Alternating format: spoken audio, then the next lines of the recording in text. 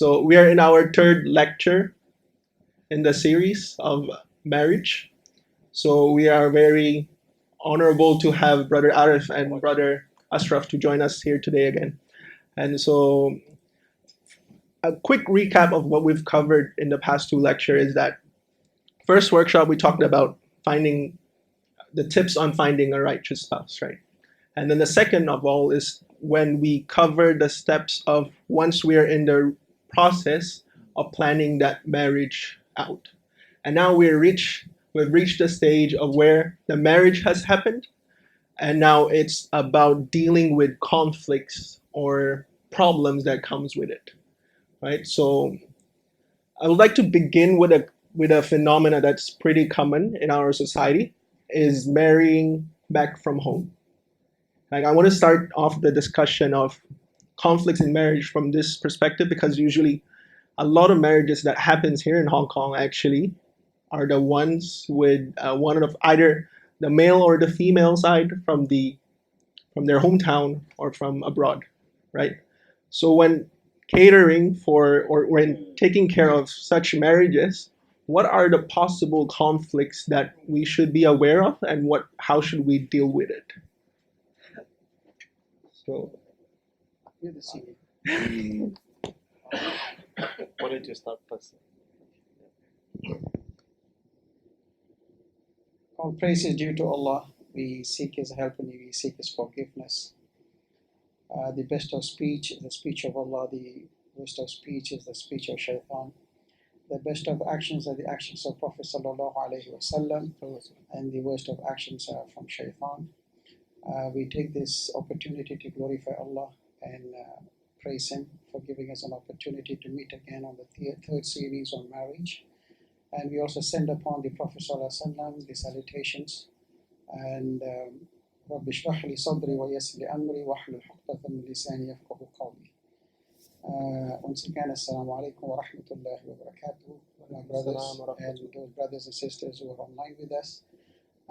The subject, the question that was posed by our brother here is just conflicting of interest. Am I correct? Is that?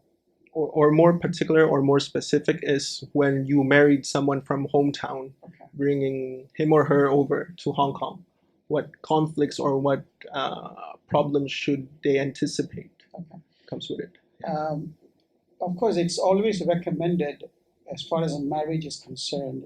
Marriage is all about compatibility. It's really about compatibility and compromises. But when you marry someone, though most of us are from certain origins, but if you're not grown up there, then it's highly incompatible for male or female to really be compatible with someone who may have your origin but don't have the same upbringing. From my experience, not only in Hong Kong, and I've seen this almost also in the Western countries, where a lot of the people coming from Asia Pacific region, when they grow up in UK, they are used to a certain culture. It's not religious. First, let me draw a line that people where there's no compatibility between people from the same town or same village or same city, but one of the member is not brought up there. So they go back to get married, or that because their parents wished for it, or they have a relative that they want to somehow marry to. Now, what happens is that religiously, Islamically speaking, there's no issues, right? You can, if you wish to marry whomever you want to, as long as the person is sane, the person is a person of good character, and the person is a person of iman. So as long as Islam is concerned, the criteria for looking for a spouse is very clear and straightforward. But when it comes to compatibility, it may not be more of a religious side, but it will be more of a cultural side. So, for example, if there are young children who are born or brought up in Hong Kong, and if their parents expect them to marry outside Hong Kong or somewhere from third world country, the culture there is a completely different chapter. So when you bring them on board, the biggest challenge is they will not be able to understand how you look at life. You see? Here, maybe talking to a opposite gender is common. We just talk all the time at work and everywhere. But where they may come from, it may be it's maybe taboo, where a male and a female are freely just discussing, even if it's in a public arena like this. So there is going to be an issue. A lot of the marriages I have seen have actually broken up because there's no compatibility. But there are marriages that survive. So it really comes down to those youth. If you're going to marry away from Hong Kong, you better set your platform and your foundations correct.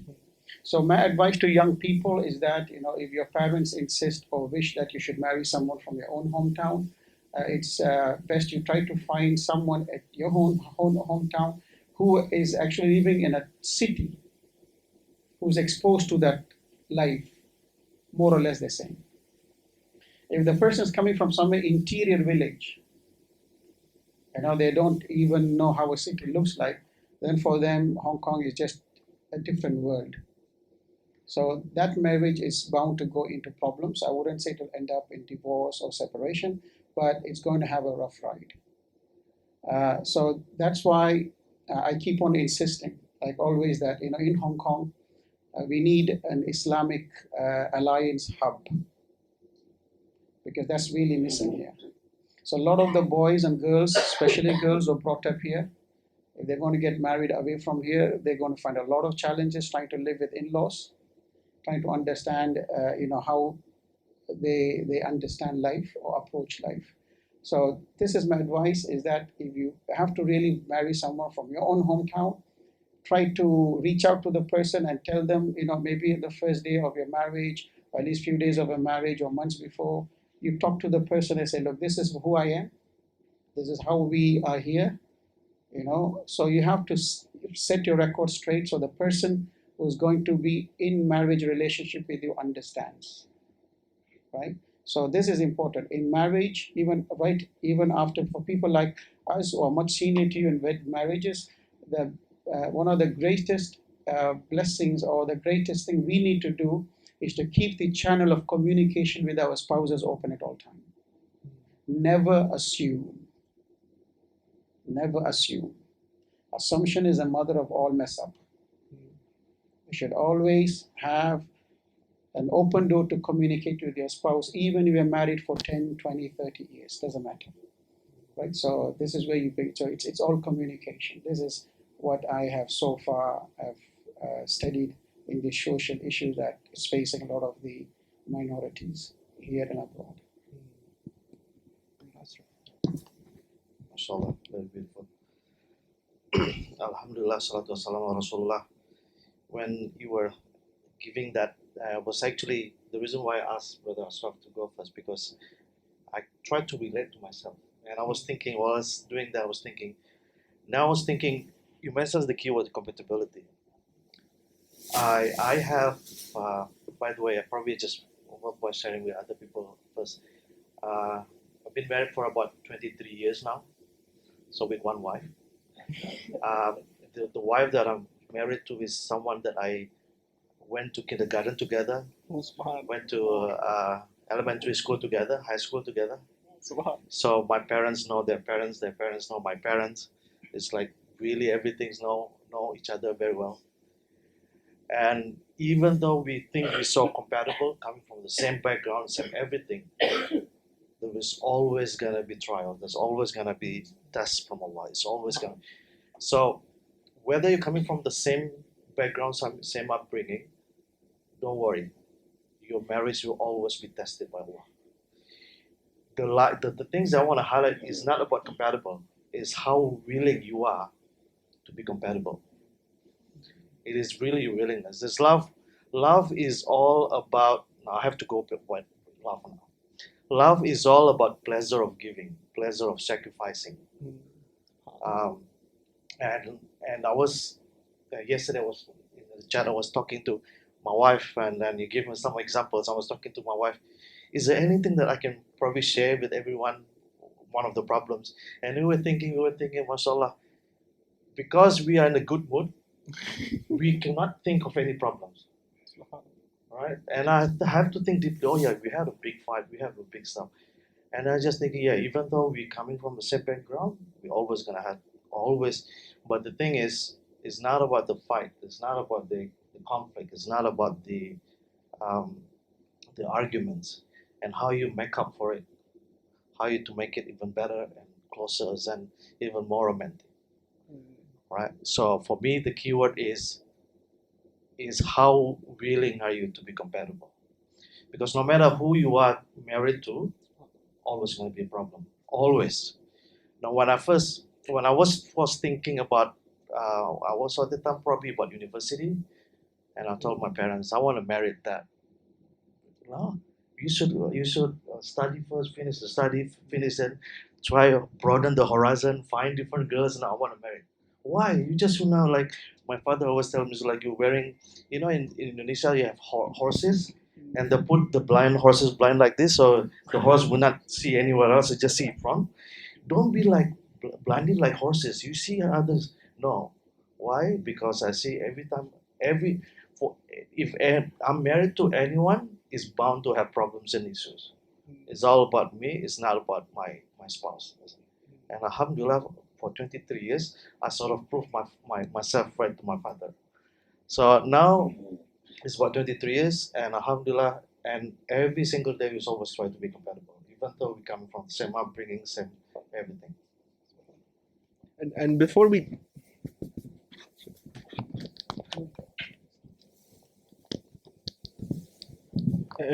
actually continue with the questions, I want to give a brief background about the speakers.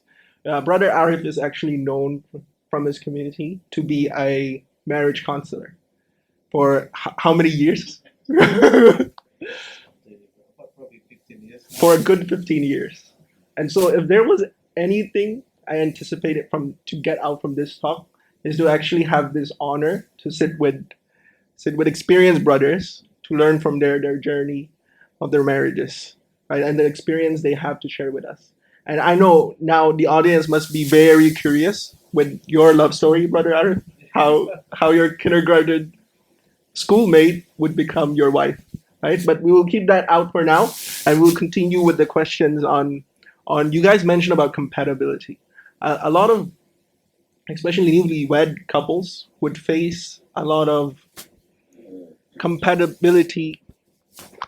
This mic is not. Compatibility issues, right? And with that, one of the aspect of compatibility. It's not good. One of the aspect of compatibility is that when it comes to practicing the deen, sometimes we have different wavelengths to begin with, like because you can never find someone who will share the exact same wavelength as yours when it comes to practicing the deen, when it comes to prioritizing the deen. So how do you strike that compatibility that would be beneficial for a couple in the long run? How did you guys begin with your journey? This is a religious commitment. Yeah, in terms of religious commitment, priorities. Okay. Earlier we discussed the cultural differences and incompatibility. Now the question is on religious side. You see, one important thing about marriage is that your wives or your spouses are not your mirror reflection. They are not you. They are a separate entity. They're a completely different human being who have emotions. They have emotions just like any one of us. Just because they're married to us or we are married to them doesn't mean that they should be what we see ourselves as perfect in the mirror. So if you bear this in mind and you treat your spouses as an individual, a separate individual or entity that has its own priorities, likes, dislikes, then approaching your marriage, whether religious or otherwise, would be very, very easy. Now, where problem arises is that when one of the spouse has an expectation or anticipation that he or she doesn't really share. Do you follow? For example, I'll give you a simple example. When you come home from work, You expect your wife to open the door for you, say salam, and give you a cup of coffee. But in reality, you open the door yourself, but wife is very busy in the kitchen or catering to other needs, and you're just all alone. So you had an anticipation, but you're disappointed. Now, fine to have that thought, but did you express this is what you want? So same thing when it comes to religious matters. As long as your spouse are fulfilling the bare minimum requirement to begin with. That's not the end, but to begin with. If you have a spouse that is praying 5 times a day, making sure everything in the house is Islamic, making sure that children are given their basic religious and non-religious education, I think you're good to go. And also, the other thing is when one of the spouse becomes religious out of the blue. So during marriage, the person was a very nominal Muslim, maybe not even practicing at all, and suddenly hidayah comes to him or her, and they start to change, and they want the spouse to also change with them. Never going to happen. Never going to happen. And if you see your spouse, someone who's not that obedient or that practicing to Islam, you have to have a lot of sabr. Patience and your prayer is what is going to get you across the ocean.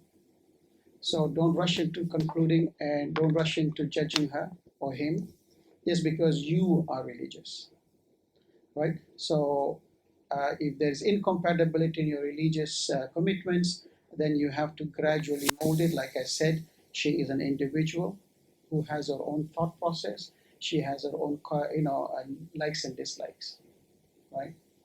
I hope that answers your concern. I'd like to give probably an example. I'd like to give real life examples. Probably about 5-6 years ago. I don't know whether that person is probably listening to it. I didn't mention him. Probably they will know about. There's a mixed marriage. It's mixed marriage. There's Indonesian sister with.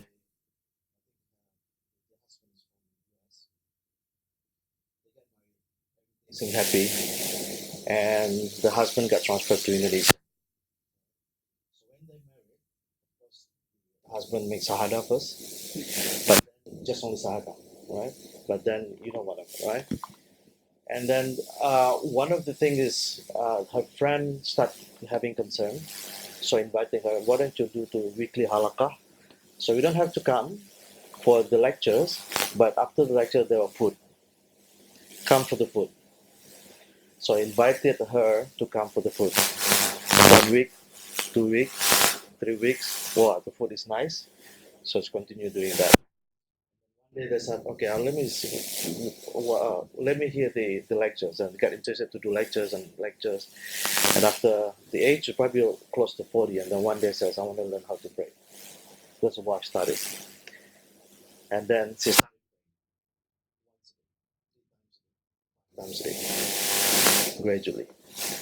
And the husband worked for one of the biggest American bank as well. And then after that, she thinks closer to Allah. Like I mentioned, probably what concerns what happened to my husband. And then that's why the keyword patience and prayer.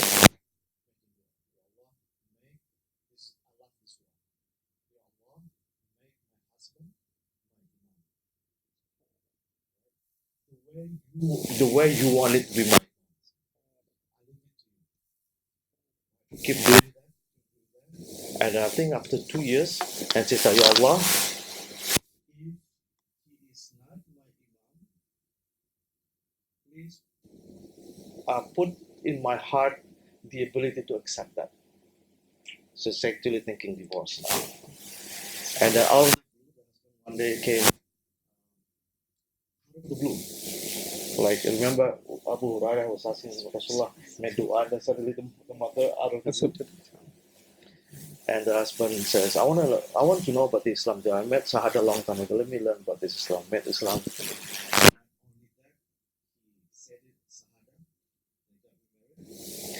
and the husband actually left the bank as well, set up his own companies and so on. And again, you mentioned the keyword Wahyudi. We really don't know. What I do experience, sometimes I feel my wife is being more pious, like I'm more.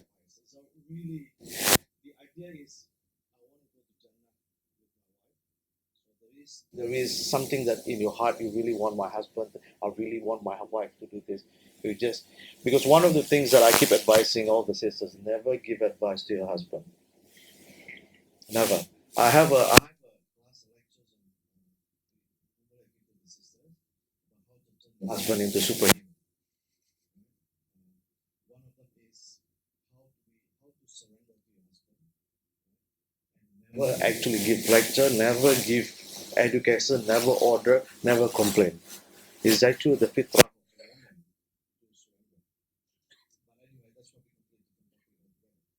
What I want to say is religiosity. When I started to get married, one of the things I tell my wife, I know we're gonna have fights and arguments. One thing for sure, we have to pray together. So this is one of the commitment I said to my wife. Whatever you do, we have to make Jamal together. You can hate me or you can whatever you do, please make that. Alhamdulillah, I made it consistent for the first 6 years was very rough. The first 6 years is I was not into religion at the time. So when we fight in Indonesian, when they have arguments, they say words of animals and stuff like that. So we sometimes even all the zoos is being so up to that level, right? So but again, after that we always pray together.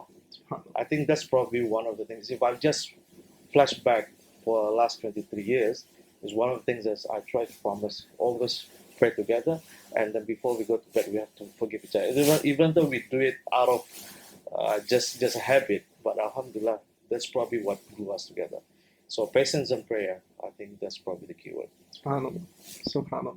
Beautiful, beautiful, lively examples. This actually reminds me of a hadith of Prophet Muhammad Sallallahu Alaihi Wasallam, where it's collected in Abi Dawood, and Sheikh Albani actually classified this hadith as Hasan, narrated by Abu Huraira, where he mentioned, the Prophet Muhammad Sallallahu Alaihi Wasallam mentioned, may Allah have mercy on the husband who stands up in Qiyam and wakes up his wife to pray with him. And if she doesn't, he sprinkles some water on her face to wake her up. And likewise, may Allah have mercy on the woman who stands up in Qiyam and wakes up his husband. And if his husband doesn't wake up, spray some water on his face to wake him up. SubhanAllah. And beautiful, beautiful illustration of how praying together actually keeps a family together. And this moves us to the next topic of compatibility.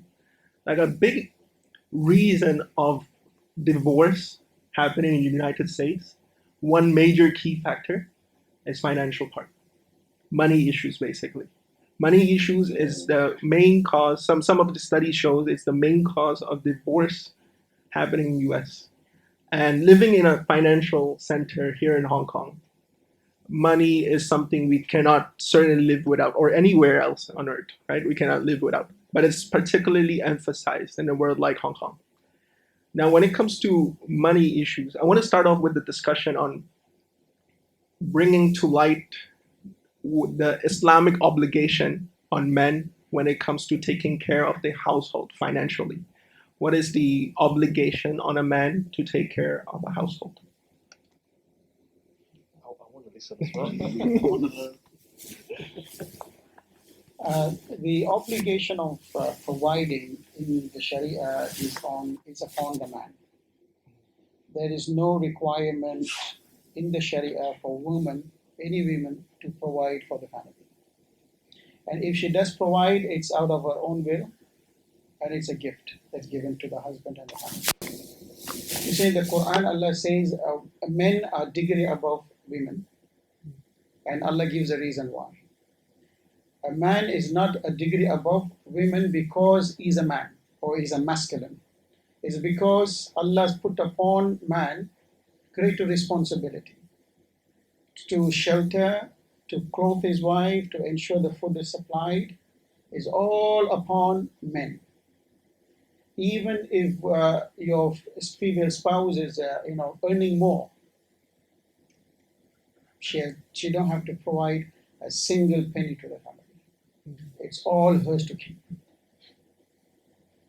See, it's all hers to keep, and you cannot force her to take it. You can't force her. Unlike in the West, where everything is shared, and they are the people who advocate women's rights. But Islam has given these rights to women long before even the world knew there was something called human rights. Right? So now coming to the financial breakdown. Now, brother said in the US, most of the divorce is due to financial constraints.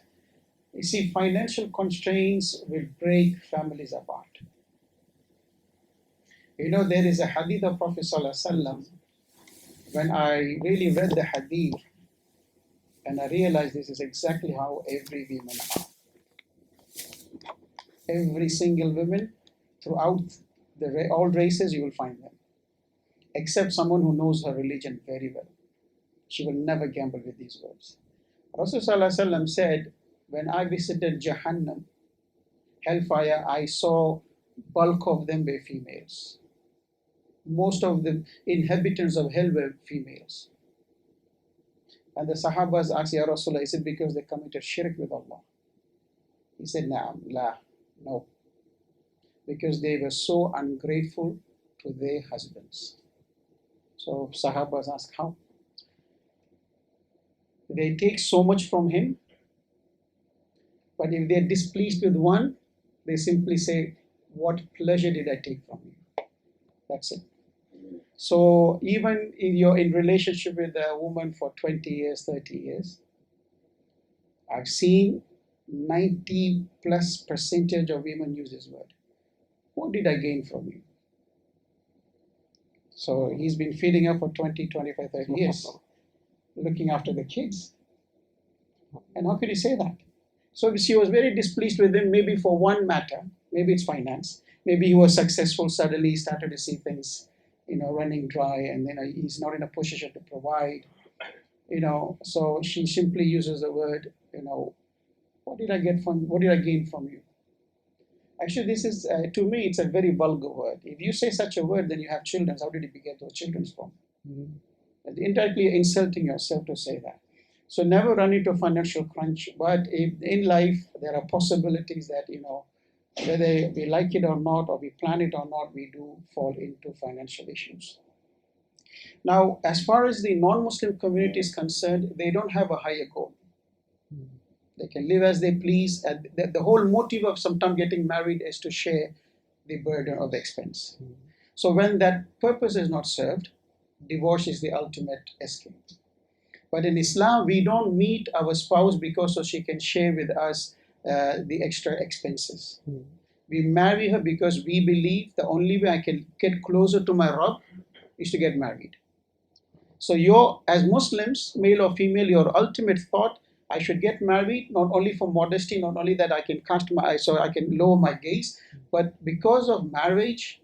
Through marriage, you acquire tranquility. Once you have tranquility, your spirituality goes up. You understand? So it's very, very important as Muslims that that's why we always say look for a pious woman, because a righteous lady that, or male or female, that you're married to will understand this marriage is not based on finance, it's not based on your position in a company. It's purely based on pleasing Allah through this union, and to have beautiful children that you can see and they can become a coolness to your eyes. So if that is the motive, I think as a Muslim community we shouldn't have a problem. And also it's important also for collectively, it's a responsibility of the community. When you see some brothers or sisters who are struggling financially, it's upon the Ummah to really support them. You cannot just let go. You cannot simply say, go to the masjid, and masjid says we don't have the facility. Then you end up in a Christian organization, right? There are a lot of people who do that. Or there are people who even a lot of the people who become murtad. A lot of the people who denounce Islam and go, not because they have so much knowledge about Islam, because they didn't have the social support they deserved. So they said, what's the point? They have a point. So don't come, we shouldn't go and lecture them, Iman is this and Iman is that. No, Iman is here. But what is a society doing to protect it? You see, Quran alone is not going to make you angels. You need governance. You need state that runs the affair by the Quran. You see? Enjoining what is right, forbidding what is evil is not just your job and my job. I can go tell my family, don't do something that displeases Allah. But I can't go tell the club guys over there, don't club. That's for the government. You see? So the society as a whole has to play its role. So when the society fails, then you will have people like Murtad, you will have sisters hanging around with inappropriate person or hanging around wrong places. So don't get angry with them. Get angry with the community as it is. Because I know so many brothers and sisters who are asylum seekers here, their doors have been shut for them. They end up in Christian action groups here and there. So we are responsible. We're going to answer Allah for that. So financial difficulties is something is unpredictable. We don't want it to, but things happen. When it does happen, like Rasulullah said, if you want Allah to aid you in times of difficulty, remember Allah much during ease. Right? When you're in ease, that's when you don't really remember Allah much. Because a lot of the people I've seen notice, some brothers suddenly show up in the masjid. Suddenly they're there. They're in every Jama, they're doing all the Sunnah, they're doing all the Nafil. Thinking, wow, not bad. Then I realized they went into a problem. That's the whole point in the masjid. But that's good. Like Ibn Taymiyyah rahimahullah said, a test that brings you closer to Allah is better than the blessing that takes you away from Allah. You see? So that's good in a way, but you should not stop there. So when Allah eases your affair, increase your worship of Allah. Increase it. Right? So this for us shouldn't be an issue, but if Muslims are just namesake Muslims, then we'll have the same statistics that US has. I think Brother Ashraff already mentions really important messages in there. I just probably have a different way of looking at this problem. Probably my background, my experience as well. I see some of the people who think they have financial problems. Most of them I see the root of the problem is not really financial. It's really trust between husband and wife. For example, I already give my wife whatever 20,000 a month. That's not enough. She asked for more, and I start giving. Okay, show me the receipt, right? It's like running a company or something, right? Or some things like just recently, someone asked me. I was actually dealing with a case right now, where the husband trusts the wife to do some purchase of property or something, and then something bad happened. The husband asks, "How did you get the properties?" It's like an auditor. Right? That is because of the trust, and this actually sparks to negotiations. Arguments and fights and so on. And now they ask, "I want to divorce my wife." And again, I heard few cases like that, and I just realized it's not all about finance. It's actually about trust. And again, and how we build trust. One of the things I advise people is do not try to do what Allah is doing. Allah sent angels for you. Allah sends angels, which is the two angels on the right and the left, to actually write down. You don't need to spy on your husband. You don't need to spy. You do not need to find. I'll just give you an example. One day I forgot my mobile phone. And then I got to work, and everyone at work says, "Oh, I forgot my mobile phone." I said, "Did you lock it? Why? You should lock it. What happened if your wife see your phone and then reading the messages?" That's okay, right? And again, this is trust. Like someone here, they really want to know what's in the WhatsApps of their wife. WhatsApp them. And again, this is trust. I remember my wife always told me, whatever you do outside, that's you and your God. When you're home, my husband, my responsibility to look after you. Oh, sorry. whatever you do outside is you and your Lord. You responsible to Him. If you inside my house, you my husband. It is my responsibility to look after you. Again, this is trust, right? And again, financial are just probably not really the root cause. At least the one that I've been dealing with is mostly about trust. We'll have a Q&A session that comes after. Don't worry. I even though I have personally a list of questions, which is longer than the time could take, but don't worry. I'll leave some time for a Q&A from the floor. Yeah. But to continue from that discussion, usually that comes with it is different spending habits, I would say. Sometimes even before you get married, sometimes you have some preferences in how to spend your money, and especially when it comes to leisure or something that is unessential. Say for example, me and brother Ashraff, we are into photography, right?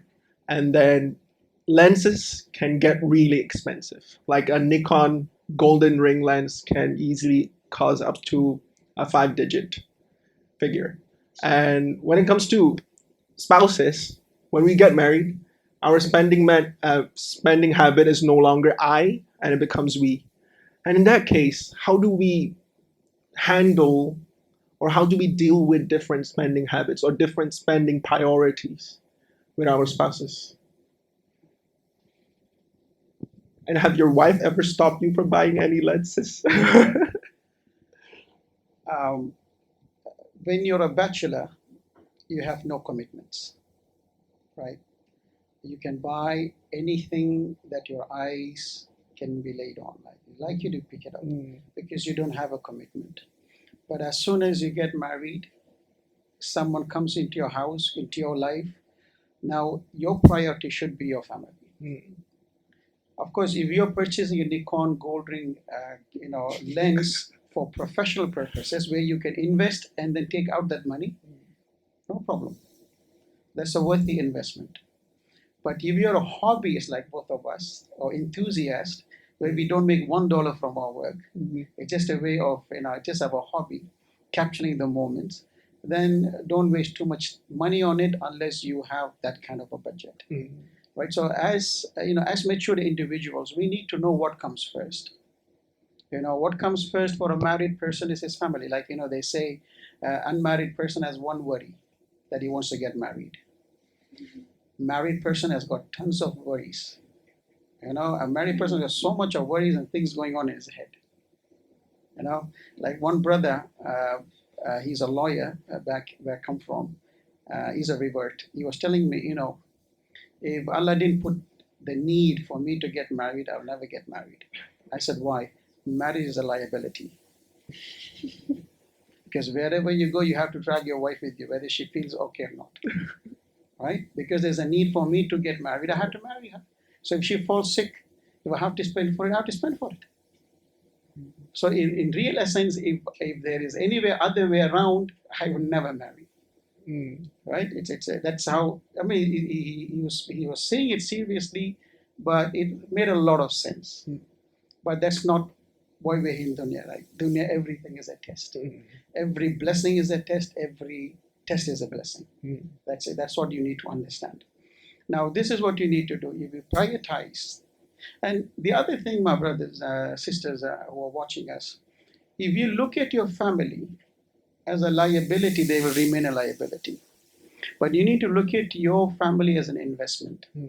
You're investing your time, your effort, your earning for the akhirah. Right? Rasulullah said every penny that a man spends on his family is sadaqah. Sadaqah, it's charity for you, so don't worry about it. And I remember during my class, one brother asked, can someone marry a second or third wife so he can increase his rizq?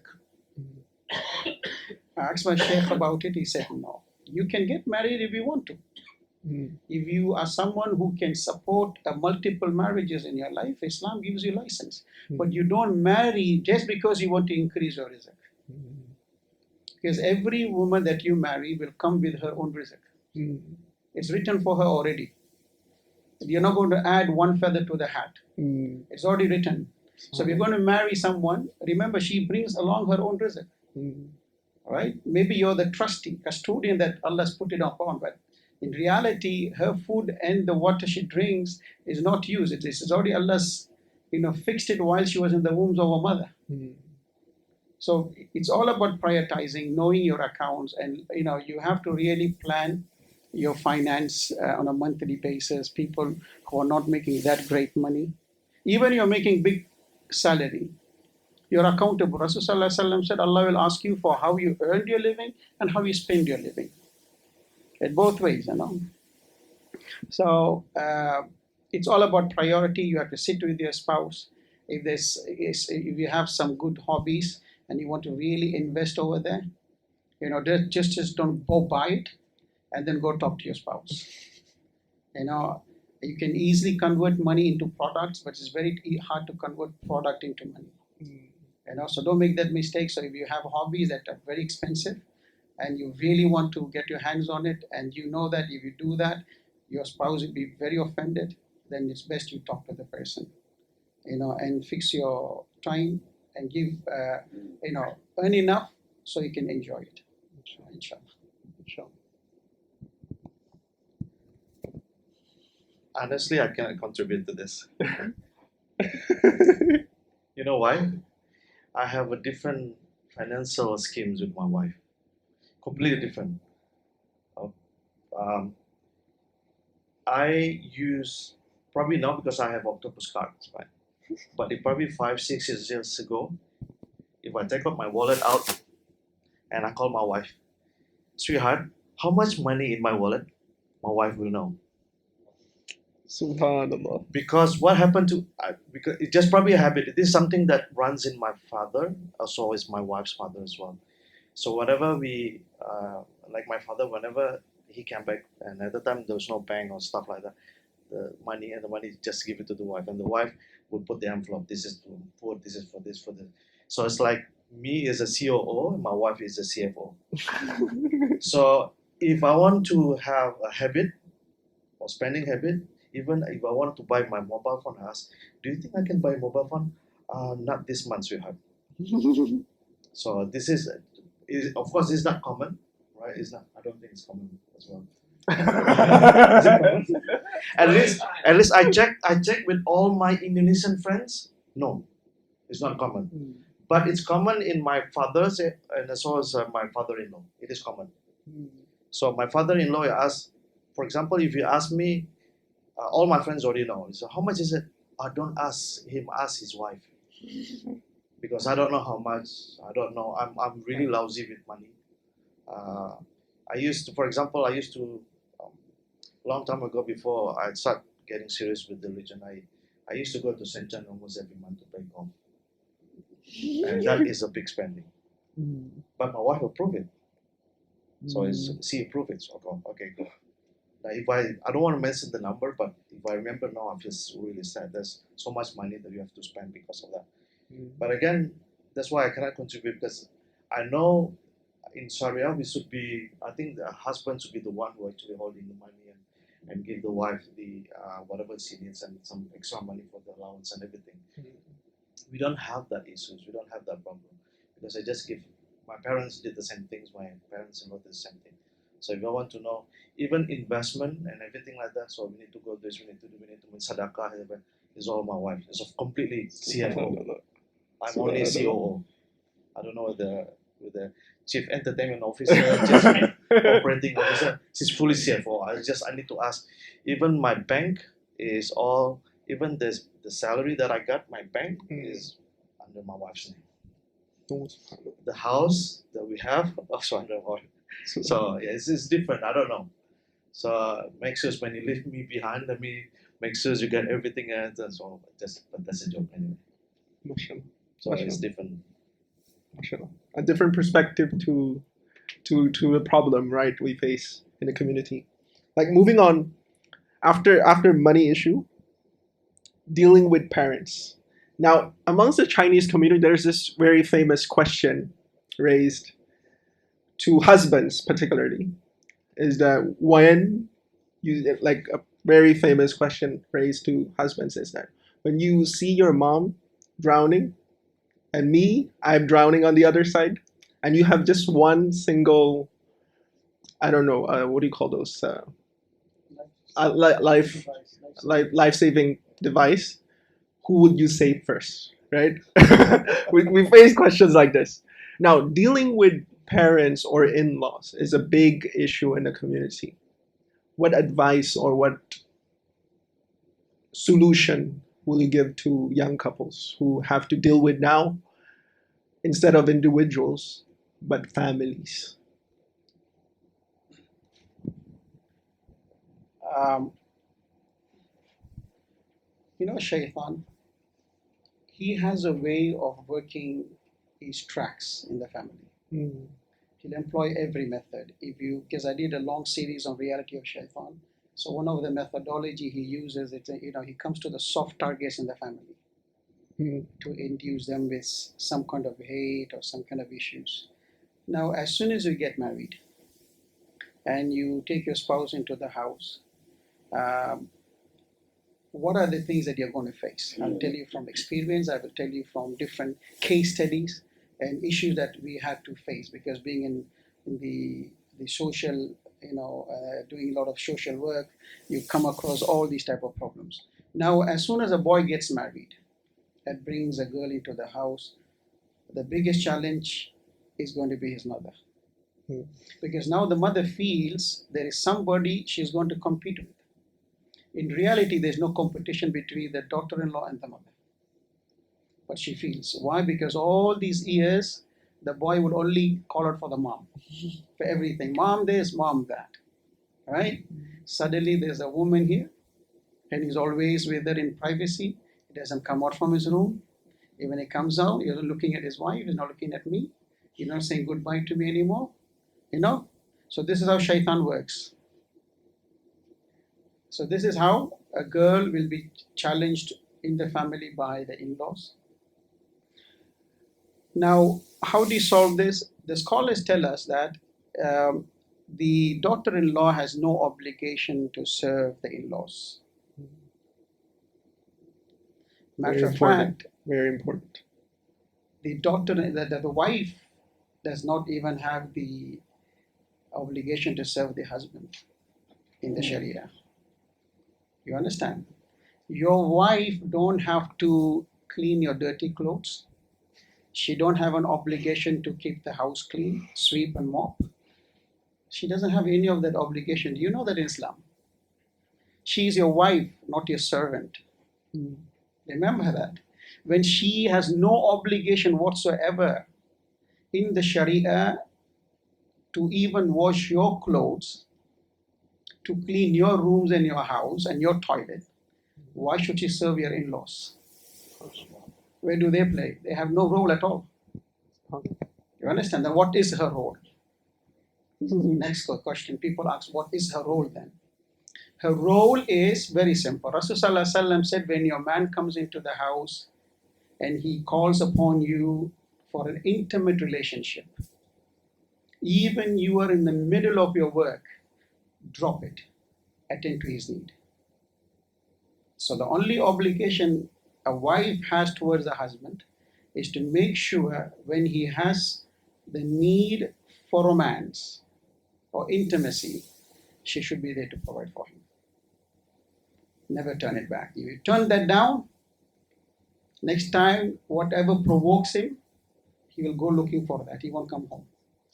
So Islam protects you, protects women. Do you follow what I'm saying? I'm trying to use very, proper terms, and I'm not going very direct or explicit with it, because we have all ages watching it. So Rasulullah said, when a man invites you, your husband, fulfill his need. This is the only obligation your wives will have in the house. So what about she's cleaning your clothes, cleaning the diaper of a child? She does it out of her own free will. It's out of her free will. Inshallah, Allah will immensely reward her for that. So if you understand the Islamic way of family system, where is a conflict? And the scholars tell us it is best you move out than to live with your in-laws and then go through this, hard feeling, right? It happens. So Islam gives you a very simple solution. The scholars have unanimously agreed that it is better you move out. You move out. Once a man can afford a place, he should move out and live in his, because family is what? The place where you have peace of mind. You don't want to walk into a house after 7 o'clock, hard day work, and then your wife is complaining. And before you go to the washroom, because your mom is complaining, and your father is sitting there staring at you. It's a hell. Yeah, it's hell, and your home becomes the last place you want to ever go. So all these conflicts are there because Muslims have forgotten their Sharia. They have adapted for themselves the culture. In different culture, these things are required basically to oppress the woman that comes into the house. But remember, Allah created Hawa alayhi salam from Adam alayhi salam. So we cannot offend the other because she is from you. How can you harm yourself? Harming your spouse is just like harming your own self. And Rasulullah kept on warning the Ummah regarding the affairs of women. Even the last sermon he gave, he said, be wary of the rights of your women, the rights of your women, the rights of your women. Kept on insisting on that. You know why? Because women are the vulnerable ones in the community. And they are the one we are going to stampede, bulldoze them, step on them like a dirty carpet, and we just walk by without even having an atom of guilt that we have done this. Remember, your spouse is someone's daughter, someone's sister, someone's mother. Be kind to them. Rasulullah warned us very severely. And this is for me personally, the biggest fear is the rights my wife has over me. Because these are people we take it for granted. In the house we take it for granted. Oh, she does all the work, right? But if she doesn't certify you, I don't think so there's Jannah for any one of us. If she comes on the day of judgment and said, no, Ya Allah, then my husband was in a way very cruel to me, he offended me. Man, all your good deeds, all your public talks, public debates, big name, big Facebook fans is flushed down the drain. It's gone. So you have to be very, very careful for those brothers who are married and those brothers who are planning to get married. Your women folks have rights. Treat them well. Hadith tells us when Rasulullah was anytime displeased with one of his wives, what is the maximum anger he will show on them? He won't speak to them. That's it. He won't speak to them. He won't say harsh words. He won't raise his hands. He won't, bring in the family and say, your family this and your family that. Don't do that. Words are sharper than knife. Words are sharper than knife. Once you speak them out, those words will keep repeating in our head. How much you apologize, sorry, it keeps coming. It keeps coming. So words are very sharp. So be very, very, very cautious when you use these words with a woman that came into your life. It's not easy being a woman. I don't know how many of you have actually witnessed. I'll just give you this, my personal account. How many of you actually witnessed your wife giving birth live? Okay. I witnessed my son coming into this world. I tried to do that for my daughter, but in Hong Kong, they said you have to do a certain prior training. I didn't know about it. So when I asked the doctor, she said, are you certified? I said, what is that? You should go through certain training. I said, no. Then she said,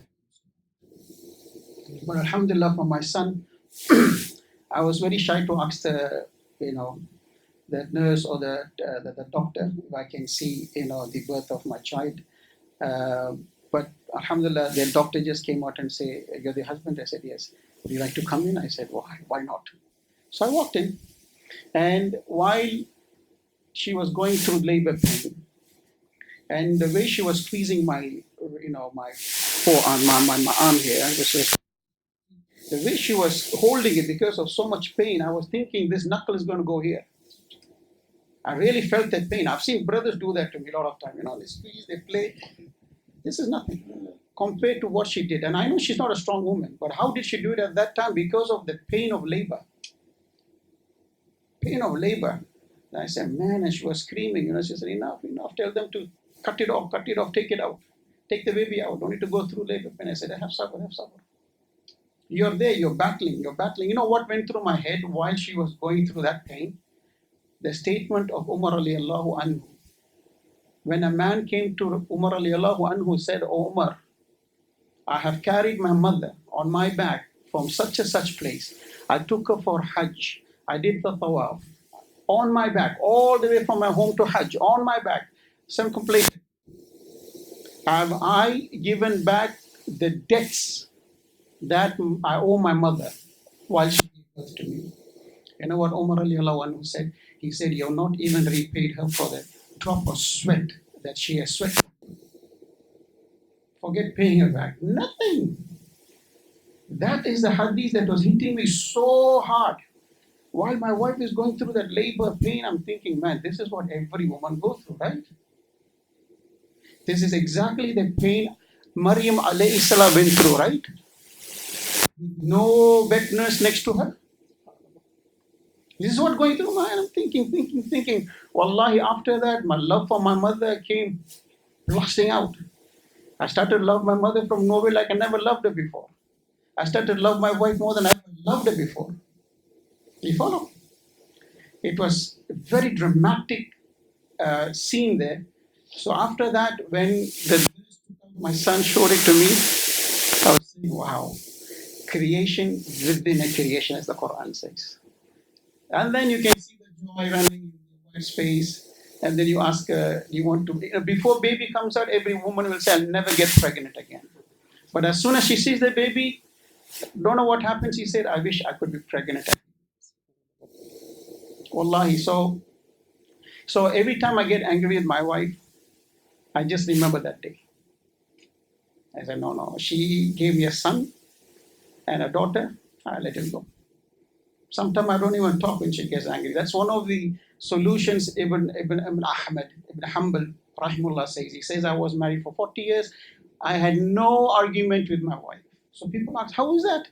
He said, when my wife gets angry, I keep quiet. When I get angry, she keeps quiet. That's a solution to a long-term marriage. Your wife is very hard. Whenever any of your spouse is very upset with you, she's going to say things. Don't add up. Just keep quiet. Let things cool down, because this is where shaitan is going to come. He's going to put words into your mouth. He's going to put words into her mouth. And then small argument will become a physical fight, where you're going to hit her hard. And women are very vulnerable. They don't have big structure like us. You one slap to her, maybe she's going to suffer from lifetime pain on one side wherever you hit her. So it's actually haram to slap. It's haram in Islam to slap even animals on their face. Not forget women. Rasulullah sallallahu alaihi wasallam even forbade us from slapping any animal on the face. So we're not supposed to hit cow or even dogs, even pigs are not supposed to hit. It's haram, completely haram. So if it's haram, then this is my experience. So anytime something displeasing happens to you with your spouse, remember the good things she has given you. There's all like Umar radiallahu anhu, one man came and said, yeah, Umar, I want to divorce my wife. He said, is there not one thing good about her that you can live together? So there's always good thing, right? We all have a plus and minus. So in Islam, a woman is not obligated to serve her husband in any way or form. Where will she be serving the in-laws? If she serves the in-laws, wallahi, Allah will reward her immensely, for doing the service to her family. But remember, you're married to a woman, you're not married to a slave. She's a woman who came, and she deserves every honor and dignity, just like your mom, your dad, or your sisters deserve, inshallah.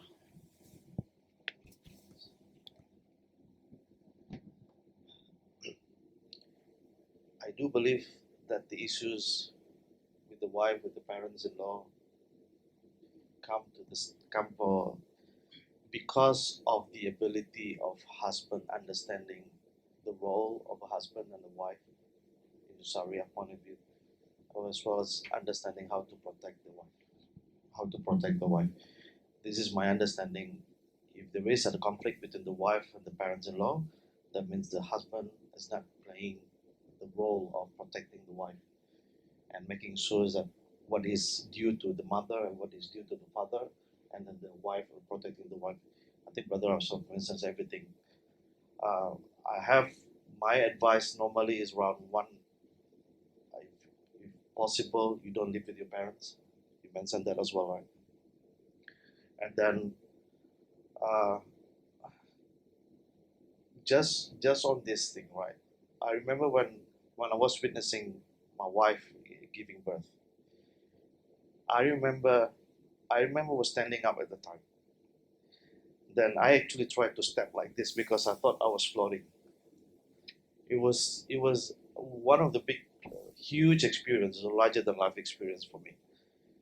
And from that moment, you actually hit the points like, from that moment, suddenly you love your mother, right? For the first times after that, the birth, I called my mom. I said, "Mom, forgive me for I have said everything."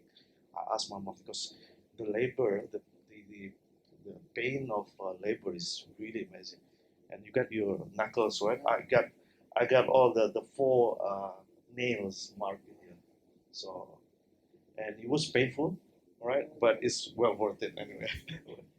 So my advice is, if you have the chance to witness for those who are not married yet, but my advice is if you have a chance to actually witness your wife giving birth, subhanallah, this is a life-changing experience. From time to time, if I feel upset with my wife and I remember that moment, and then nothing but thankful to Allah, that sometimes one of the things I tell my wife always, like, when I count the blessing of Allah, I count you twice. And I keep saying things like this to my wife. And I really mean it, right? And giving birth and everything. Uh, I was gonna tell the story about one of the advice uh, that I know, that I'm probably advising myself as well, because I'm probably 2 or 3 years probably I'm gonna have my daughter's gonna have married as well. Is you never actually try to get involved to your uh, the problems of your children. Like my mother never asked anything, never want to get involved in my affairs. The same thing with my parents-in-law, right? They never want to get involved in anything. If you don't report, they don't want to know, right? And Alhamdulillah, I'm blessed with parents-in-law. I remember during SARS time, 2004, 2003. 2003, 2004. I remember this, right? All the friends that I know, normally the people who like from Indonesia and other co-workers as well, all their wives flew back to their home country. I remember there was, because there was SARS, everyone dies and everything, and my wife stayed behind, right? I think the only one I know that is among my friends, they all sent the family home, back to Indonesia and so on. And my wife, no, she never thought about doing that. So I remember one day, one of the things that we do is we call our parents at least once or twice a week. So I was sitting there and I was listening to my wife calling her mother. "How you doing?" "Yeah, I heard the news. Everyone dies. 3 people died today. Yeah, yeah." And my wife was jokingly, she was just jokingly saying, "I'm probably planning to go back to Indonesia." And my mother-in-law, "No way! You stay with your husband. You live together. You die together. Never come back. I'm not gonna open the door for you." Subhanallah. Subhanallah. I remember that was now my mom joking. I know I'm willing to die with my husband as well. Right. And again, Alhamdulillah, we didn't die. But this is one of the support that I have from my family. My parents, my father, actually, if my father, my father had probably black belt in karate, right? And he also very tough man and strong and never want to consult anyone. But he's actually a best buddy with my wife. Sometimes if we have problems, he WhatsApp my wife and I have this. And so they're good buddies. Right? Alhamdulillah. So I'm quite blessed with that. But one of the things I realized is from my side, I never tell bad stories or bad news to my parents. Always good news, right? The only thing I say, for example, is if I have issues, I just call my mom, I'm right in the difficulties right now. Can you make dua a little bit harder for me? And that's all. And I ask my mom, are you pleased with me? So this is one of the things I ask my mother. So I think the power of mother's dua is very powerful. So this is I actually addicted to my mom's dua. So every week I have to ask, Ma, are you pleased with me? Yeah, please make dua for me. So this is one of the things that I think will prevent having a parent-in-law arguments or tensions. SubhanAllah, SubhanAllah. Brothers beautifully expounded on the fact that it's not just a relation with your wife that you need to handle, but it's also your relationship with your parents too, that is often neglected or unfulfilled. SubhanAllah. Now, due to limitation of time, the list of questions I have is gone to Wayne. Like, I will open the questions to the floor for you guys to ask.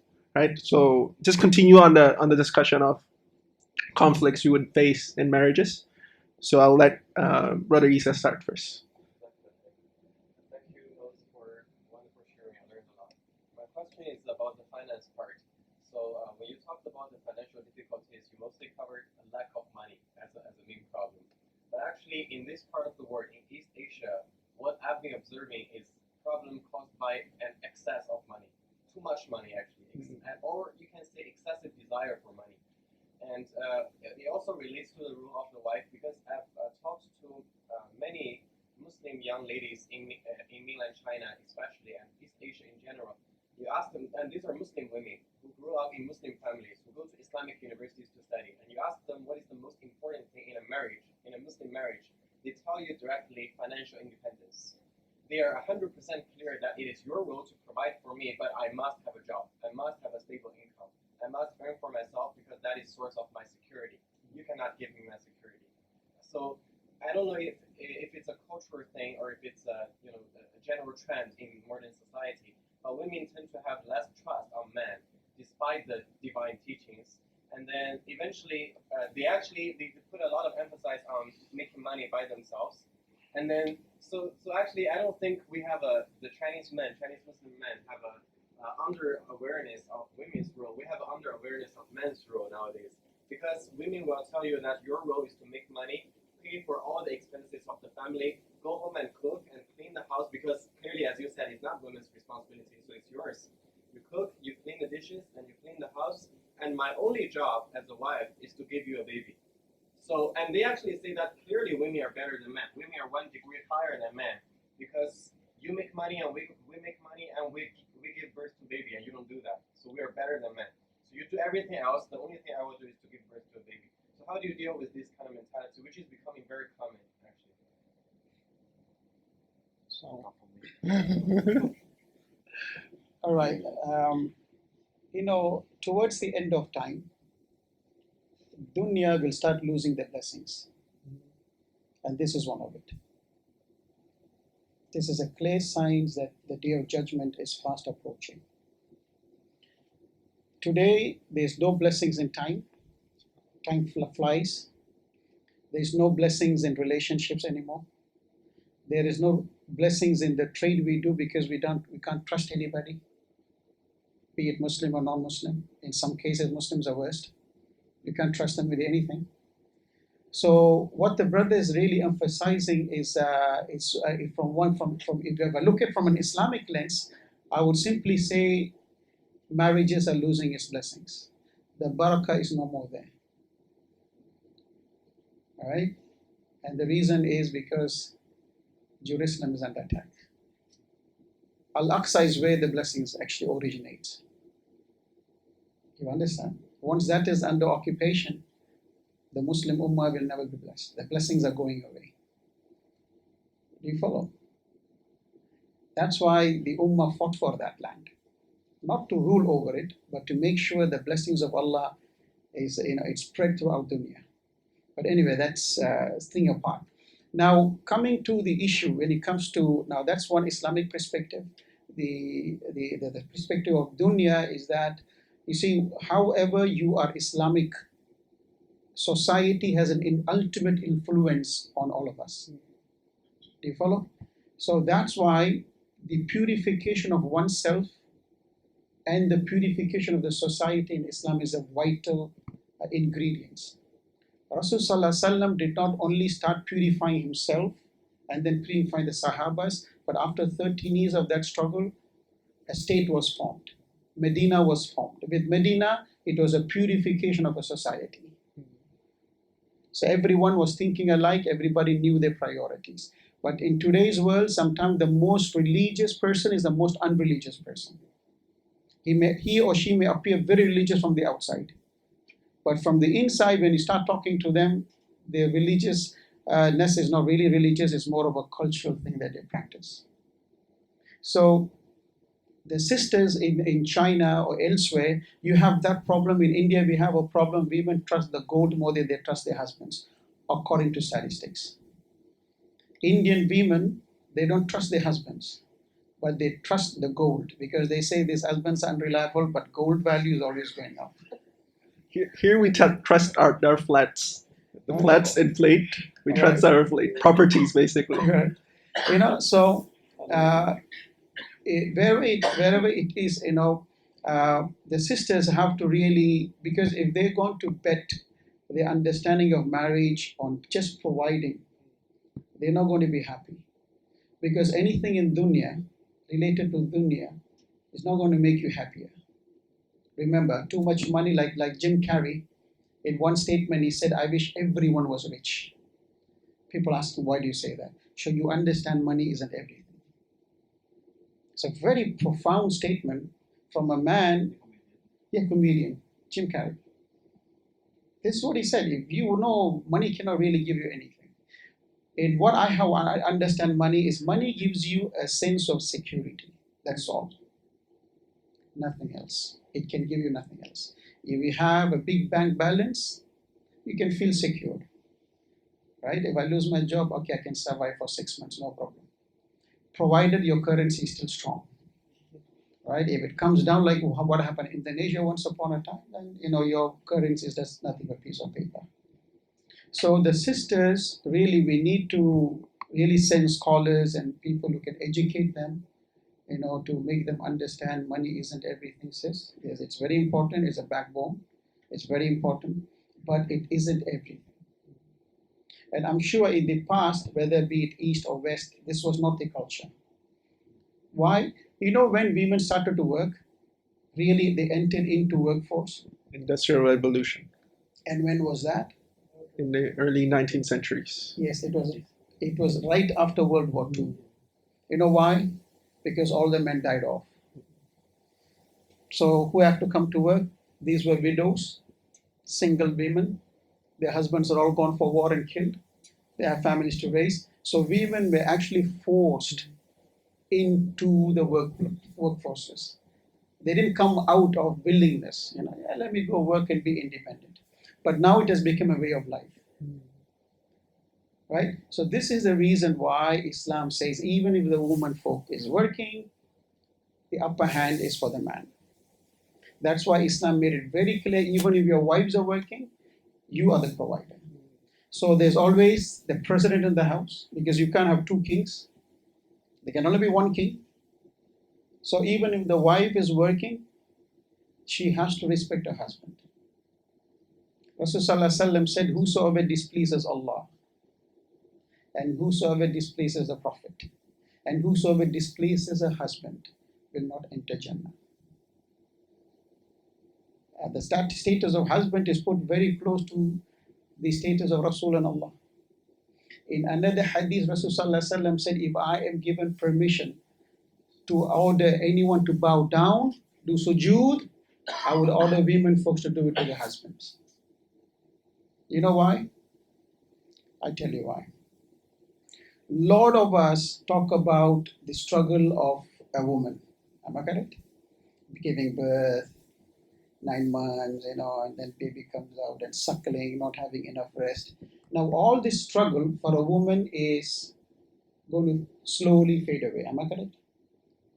After she gives birth, the pain is gone. After the child is grown up enough to understand things, she don't have to suckle the baby anymore. She don't have to be awake at night. Am I correct? But the role of a man to provide for the family is a never-ending story.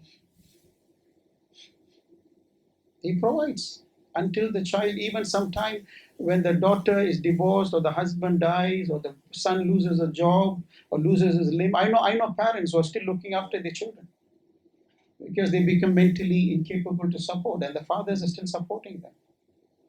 I know children who are born with rare diseases. Imagine you have a child who's 14, 15, 16, 17, 18, and the guy can't even go to toilet. You have to take him to toilet and you have to clean him yourself. I've done that few times to some of my friends, family, and it's not that difficult. It's not that easy to be in a toilet with a boy who just, answering his call of nature. And you do this as a father or mother every single day. It's very, very difficult.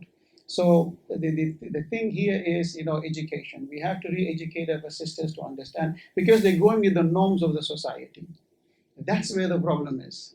The majority will somehow influence you. It doesn't matter whether we go to Islamic school, whether we go to Islamic university. It doesn't matter. That's why I always tell people, Quran alone is not going to change us. There must be Quranic governance, where from education to everything is Islamic. Where child is taught from young and they come to the world, they see the same thing. Am I correct? One of the biggest disadvantage when they started international Islamic schools in my place in the early millennium, my biggest question that I proposed to the organizers who were thinking to start off an Islamic school, I said, brother, it is fine for children to come to an Islamic school, study the Quran, study all this. But the moment they walk into the society, they see a different picture. They may go into their house and they see a different picture because at school, the teacher will be teaching them, we Muslims should not be listening to music. But as soon as they go home, they see their fathers listening to music. So they're going to have these conflicting ideas like, what is it? This or that? That's why I don't approve a complete strict Islamic school. Because as a whole, the society is not. Some Islam, fine. But you need to teach them, this is how it is, this is how outside world is. And a lot of the children who come from these Islamic schools, the biggest challenge is they cannot be with people of other faith.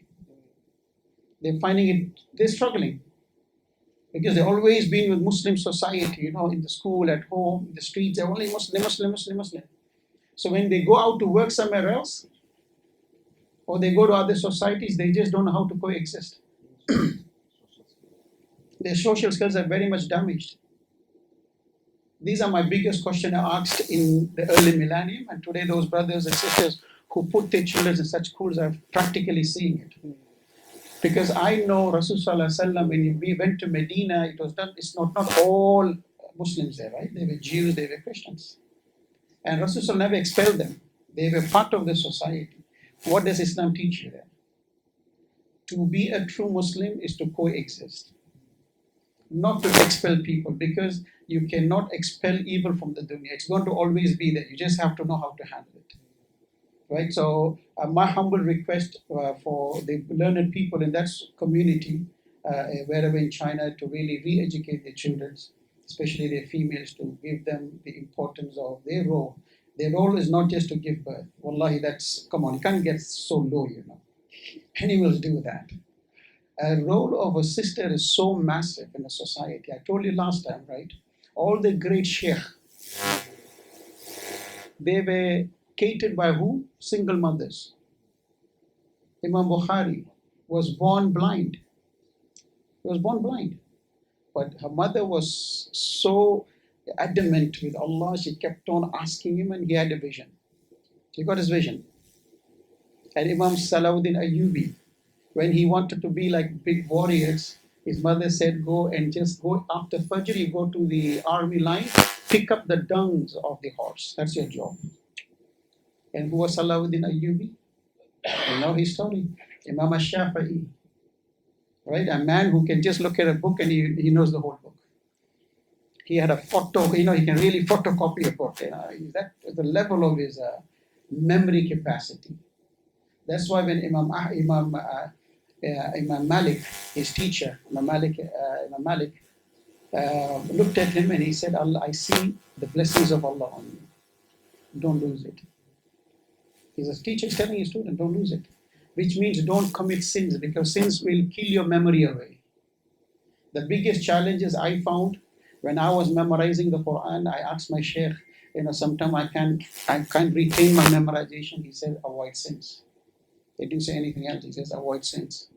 If you avoid sins, your memory will increase. Simple as that. Right? So these are the education we give of the society. Inshallah, over time, things should change. The fitna of wealth. That's why I put a note in there. When we got married, my wife also thinking that she's gonna work. My wife was also thinking that she want to build her wealth and so on. But that changed after 2 or 3 years we got married. I remember there's one mosque in it's very popular. It's a voted number one mosque in Indonesia because there are 5 prayers as well as packed. Not only the Jummah prayer, even the Fajr prayer, people actually pray in the gutter because it's full. So I got an opportunity last year. I went to that mosque. It's a very simple, small mosque, and how they. It's probably long stories about the mosque. What I know about this mosque is everyone who register want to get married, and they put the husband or the future husband or the husband to be and the wife to be into like a 1-month course or something, how to become a wife and how to become a husband. So we sometimes claim ourselves coming from a Muslim family, we study in, but we never learn how to become a wife. We never learn how to become a husband. There's probably lack of.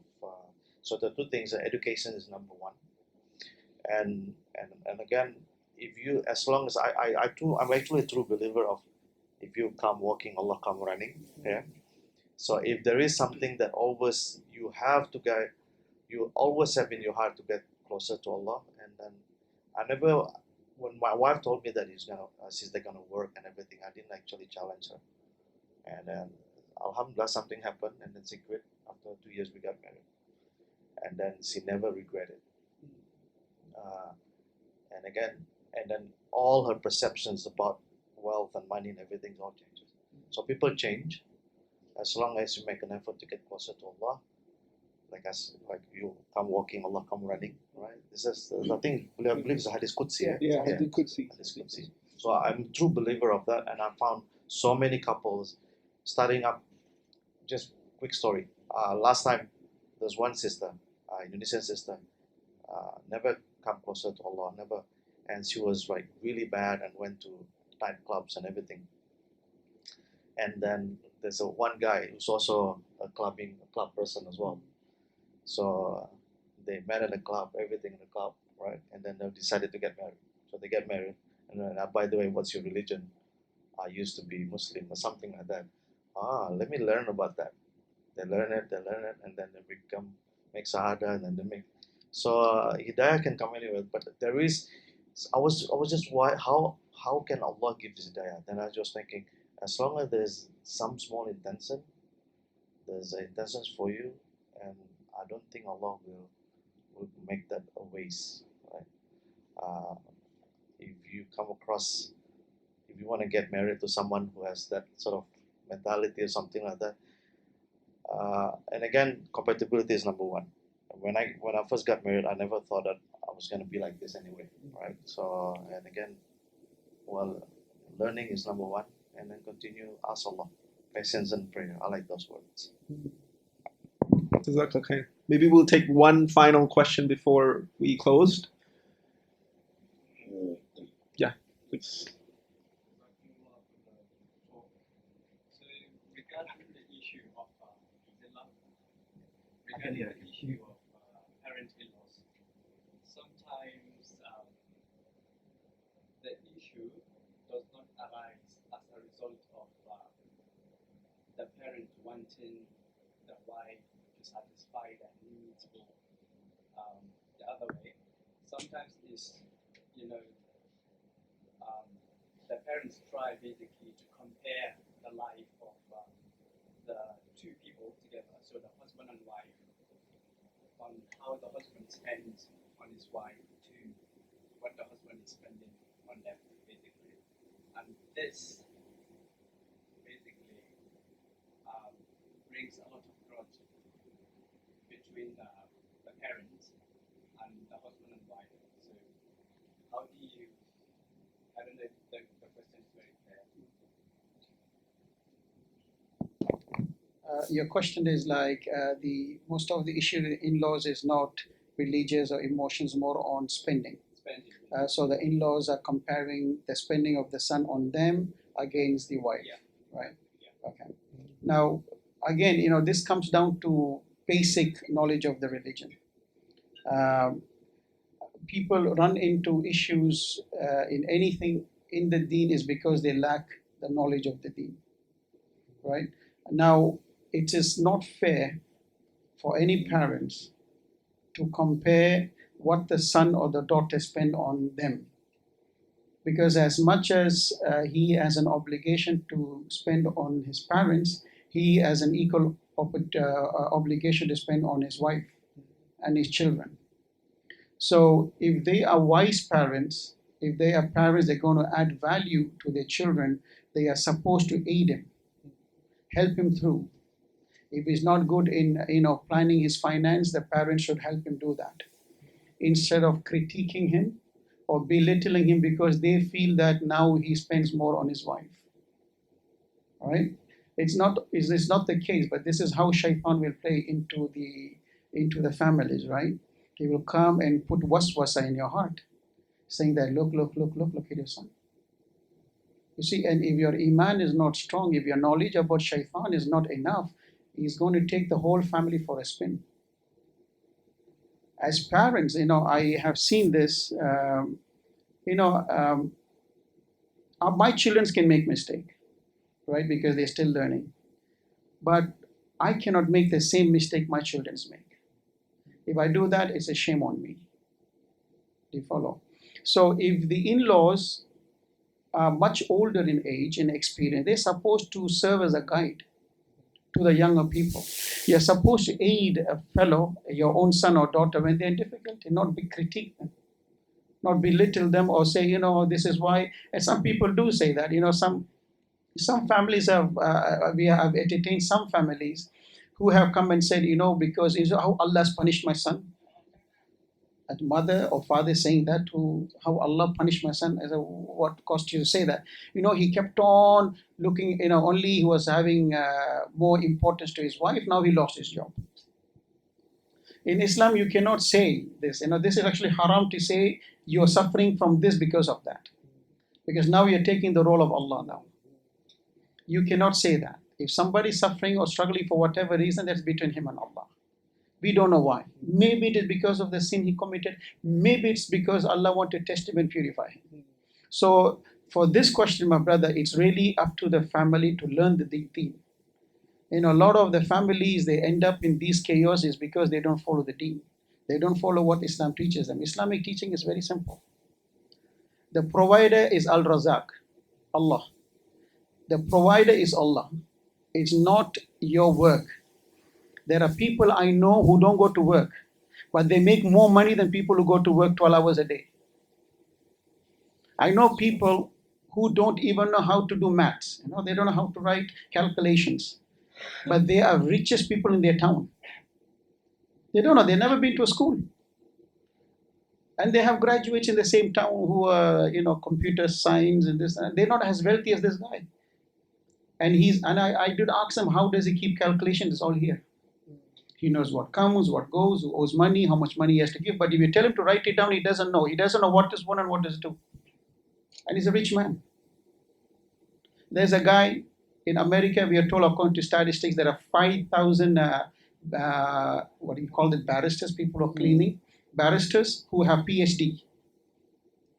There are 5,000 barristers in America who are serving as cleaners in the schools or institutions, who are holding janitors who are serving as cleaners in a school or an institution holding PhD. So sometimes Allah shows to us, it is not you, it is not your education, it is not your degree, it's I am in control. I give whom I want to give. I take away from whom I want to take away. He says that this is what I've seen in my life. People who are least been to school are rich. I know people who are running companies. They're employing 50, 60 engineers. And these guys they don't know how a blackboard looks. Can you imagine an uneducated guy from human terminology, an uneducated guy hiring educated people to work for him? This is amazing. Sometimes Allah shows you, I'm there, man. It's not your Oxford University, it's not your Medina University that makes you what you are. Great scholars in Islam, which school did they go to? Sheikh Albani, father was nothing but a watchman repairer, and he was spending hours and hours in library. And people who learn from great institutions challenged him when they failed. Right? I mean, I can go on and say, So in Islam, brother, education is very important. It's obligatory for every male and female Islam to seek an Islamic knowledge. Without Islam as your savior, you're going to run into a lot of problems in life.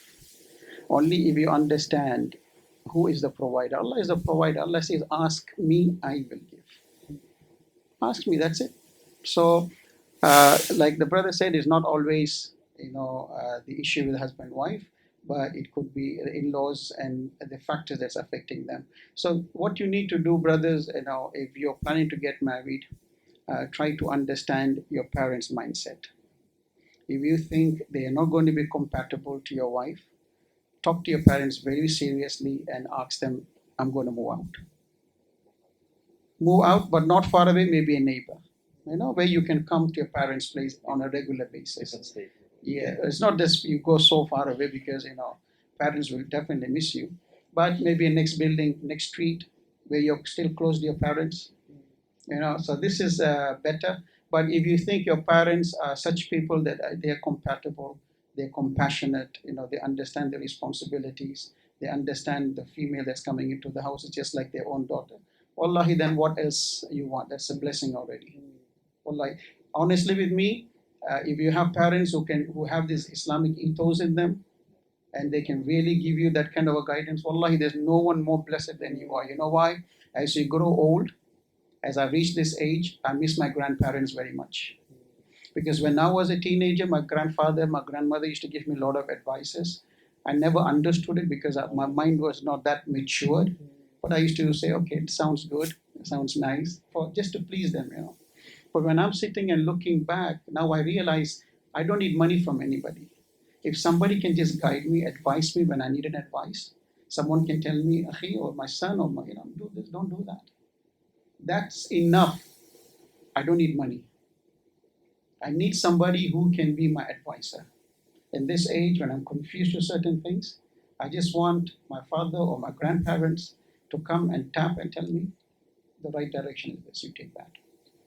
Wallahi, I don't know if you have parents like that, that's already the biggest blessings you're holding. That's an asset.